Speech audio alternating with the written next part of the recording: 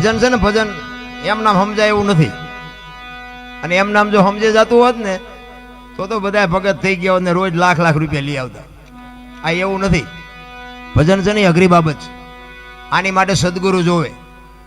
સદગુરુ વિના બનવું આની નિશાળું આની યુનિવર્સિટી ક્યાંય છે નહીં. આ કાંઈક મા બાપના સંસ્કાર હોય, કાંઈક એવો સદગુરુ માથે મળી જાય ને તો પતે એવું છે. બાકી તો ચારેય બાજુ અત્યારે ગુરુનો જઈ પાર નથી ને ચેલાનો જઈ પાર નથી. ચારેય બાજુ માંડવા નાખી નાખીને બેઠા છે. આપણને તકલીફ નથી. અને બીજી વાત તમને કહી દઉં, આમાં તમને જે સારું લાગે ને રાખવાનું, બાકી પડ્યું રહેવા દેવાનું. બાકી બીજું કોઈ આમાં ઊંડું નહીં ઉતરવાનું. કારણ કે હું ગમે ત્યાં પ્રોગ્રામમાં જાઉં ને હું મારી મોજ કરવા જ જાઉં છું. આ ખર્ચા તમે કરો છો, આનંદ હું લૂંટીને મારી બેટરી ચાર્જિંગ થઈ જાય. તમને ગમે કે ન ગમે. બધા કહે ને કે ગંગાજીમાં નાહી લઈએ એટલે પાપ બળી જાય. તો ગંગાજીના કાંઠે રહેતા હોય રોજની ધૂપગા દેતા હોય એમ બળી જાય. એટલે આ બધું મન મનાવવાની વાતો છે. આ બધી કર્મની વાતો કરે ને, કર્મ આમ ને ફલાણું. આ ભક્તિ કરે એવડાય દુઃખી છે, બૂસ મારે એવડાય સુખી છે. લ્યો શું કર્મ કરે? અટપટું છે. આ હિમ સમજાય એવું નથી. આ ભાગની બધા વાત કરે, ભવની વાતો કરે. ઓલા ભવમાં આમ ને ઓલા ભવ. હવે કાલની ખબર નથી ને શું ભવની કોડો આ મળ્યો એ ભવ શું થઈ લ્યો. શું આ ભવમાં ઘટે કાંઈ? આપણા ગઢે હોની નોટ નહોતી ભાળી. આ માથે વરસાદ થાય, મારા રામ આમાં જીવતા ન આવડે તો ધક્કો થયો એવું નથી લાગતું? વાહન મકાન રૂપિયા લોટા હવામાં ઉડે વગર દોડે વાતો થાય. બાપુ મજા કરે એવું છે.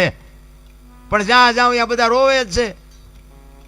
ધાબુ ફરવું છે ને કે છૂટા નથી ને, બીજા પાસે જાય કે ડોબું વિયાણું દોવા નથી દેતું ને, બીજા પાસે જાય કે હોવ તેડી ગયા વેવાય મોકલતા નથી ને, બીજા પાસે જાય કે છોકરાને પોલીસ વાળા લઈ ગયા જામીન જડતા નથી. તો આપણે જ્યાં રોવું? આખી દુનિયા રોવે જ છે.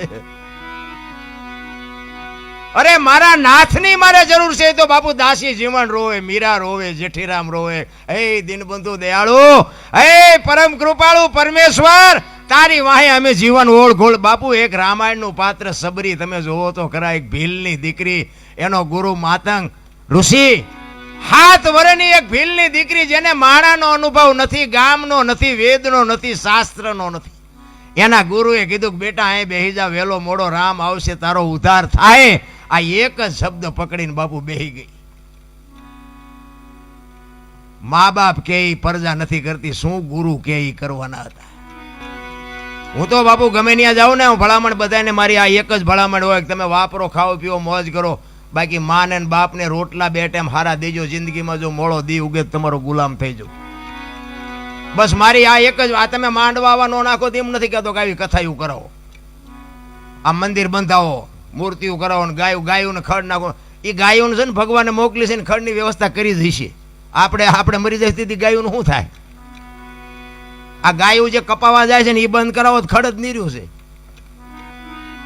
જે જીવ ઈશ્વર મોકલે છે ને એની બધી તૈયારી જ હોય છે. તમારો અને મારો માના ઉદરમાં વિકાસ થતો હોય જન્મ થયા પહેલા બધી વ્યવસ્થા હોય છે. દૂધની વ્યવસ્થા કરી દે, પથારીની વ્યવસ્થા કરી દે, લાલન પાલન કરનારી બધું તૈયાર જ છે. અને 60-80 વર્ષ જીવો અને મરી જાવ ને, એ મરી ગયા પહેલા લાકડા તૈયાર છે, ઉપાડનારા તૈયાર છે, ગોઠવનારા તૈયાર છે, દિવાળી મૂકનારા તૈયાર છે, ઘોંકા મારનારા તૈયાર છે. તો પહેલી ને છેલ્લી 2 તૈયારી હશે તો વટલી તૈયારી નહીં કરી રાખી હોય. પણ આ હું કરું આમાં જેટલાય કહેતા છે આ એમ કર્યું. હું તો એમ કહું છું કે આવા જે ભગીરથ કાર્ય કરે છે ને એને ટેકો ન દો કાંઈ નહીં, પણ નડો નહીં તો ભજન થઈ જાય. અરે જીવવા જેવું. મને તો એમ થાય કે હું તો આમ બજારમાં ક્યારેક નીકળું ને અત્યારે હાજર રાતે તો આમ બજારમાં કૂતરા હુતા હોય ને તો મને એમ થાય કે આમને નિરાયત નથી. એ આપણે રાતીને ખવડાવવું પડે એને છે હાથ.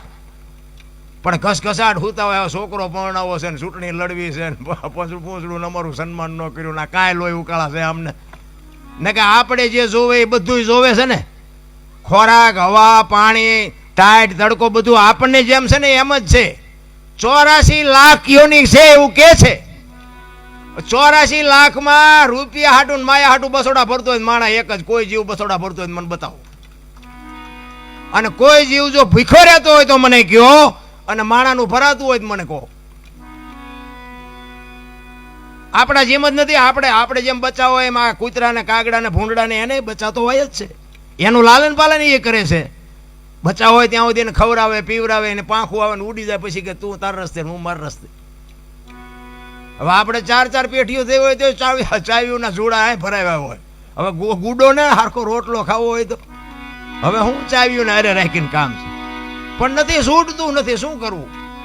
ભજન છે ને ભજન, જ્યાં જ્યાં ભજન બન્યા ને બાપુ અહીંયા વાતું પડી છે. એમના ભજન બને નહીં કોઈ દી. અને જો બનતા હોત ને તો આપણે, તમને જો કે ખબર છે બધાને, ઓલું આપણે નહોતું જાગ રે માલણ જાગ, જીનપા કાન કરો એને પણ સંભળાતું હતું ને, અત્યારે સંભળાય છે. એ આપણું બનાવેલું હતું. અને આ વાણી બાપુ છે ને હજારો વર્ષથી હાલી આવે. પછી 2 લાખનો કલાકાર હોય તોય ભલે, મારા જેવો હોય તોય ભલે, આ બાપુ અભાવ નથી આવતો. શું કામ? આ હોનું છે, આ ડાલડા નથી, સોખે સોખું છે, એટલે અભાવો નથી આવતો. હજારો વર્ષથી વાણી હાલી આવે, પણ બાપુ તમને હજી એમ થાય કે હજી સાંભળી. આનો અભાવો ન આવવાનું કારણ શું છે? આ સત્ય છે એટલે હાલે છે. નકર આ બાપુ આધુનિક યુગ છે, આ વિજ્ઞાનનો યુગ છે, આ દુનિયા નો હાલવા દે. પણ ભજન મેં કીધું એમ સમજી શકાય એવી બાબત નથી. એના માટે સદગુરુ, હું તમને એક દાખલો આપું કે ભોળાનાથનો દીકરો ગણપતિ અને ગણપતિનું માથું કે ભોળાનાથે કાપ્યું, આખી દુનિયાને ખબર છે, બધા જાણે છે. અને પછી કે હાથીનું લગાડ્યું. આપણે ફોટામાં જોઈએ, મૂર્તિમાં જોઈએ, હાથીનું હોય ને ગણપતિને માથું. તો હું એમ કહું છું ઓલું કાપ્યું ત્યાં જ નહીં પડ્યું હોય, હાથીનું શું કામ લગાડ્યું હોય છે? વિચારવા જેવું નથી લાગતું? અને માણાના શરીર પર હાથીનું માથું ફિટ થાય તમને કેમ લાગે? પણ છે સાચું, આપણી બુદ્ધિના ચકડા ગઈ ગયા એટલે નથી સમજાતું. નકર જે કાપ્યું હોય અહીંયા જ પડ્યું હોય, તો હાથીનું કાપીને જો સોટાડી શકતો હોય ભોળો નાથ, તો એ પડ્યું હોય ન સોટાડી શકે. આપણી સમજણ ઘટે છે રામ. અને આ સમજવા માટે જ સદગુરુની જરૂર પડે. હું તો આવા પ્રશ્નો તો બાબુ હારા હું અમુક સાધુ ભેગો બેહું ને, હું તો કેટલાય સાધુને કુંભરે નાખી દઉં કે બાબુ આ મને નથી સમજાતું, આનું આમ ચેમ છે. તો કે એ તો નહીં, મને નથી ખબર. હા, હું તો આમ હળવો કોઈ ન હોય ને તારે એમ એમનું નાક જાય એટલે એકલા બેઠા હોય ને તારે એમ કહું બાપુ આમાં સારું મને થોડુંક મૂંઝવે છે. એ કે જે હોય તું તારું કહીને શું આ કાદો ઉખાડીને તાર કામ છે. તો આપણને ખબર પડે કે તમે જાણો છો ઘણું.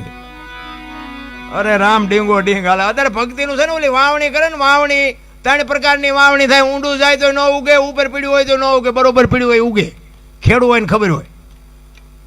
તો અમુક સાધુભાઈ આપણે છે ને, હજી અહીંયા જઈને બેઠા ન હોય ને ત્યાં તો વાર્તા એવું મંડે કરવા, હો કૃષ્ણ આમ ને રામ આમ ને રામાયણ આમ, પૂછડું આમ, ઢોકળું આમ. આપણે એમ થાય કે ઉપર પીડ્યું ઉગે નહીં. અને અમુક બાપુને આપણે એમ કહે ને કે બાપુ આ એક પ્રશ્ન મૂંઝવાય ગયો ને કે ભાઈ આ બધી ગહન વાતો તમને ન ખબર પડે, એટલે પછી મને ખબર પડી જાય કે આમનું ઊંડું ગયું જાય ન ઉગે. તમે જુઓ તો અત્યારે બાબુ બોલે તો કોઈ વારો નથી આવવા દેતું. મને તો એટલી ખબર પડે કે માને ને બાપને જાળવી લ્યો, બાકી બધું ગાડું હાલવાનું છે. આપણે કંઈ હાંકી છે એવો કોઈ વ્યામ છે નહીં, અને એવો વ્યામ રાખવો નહીં.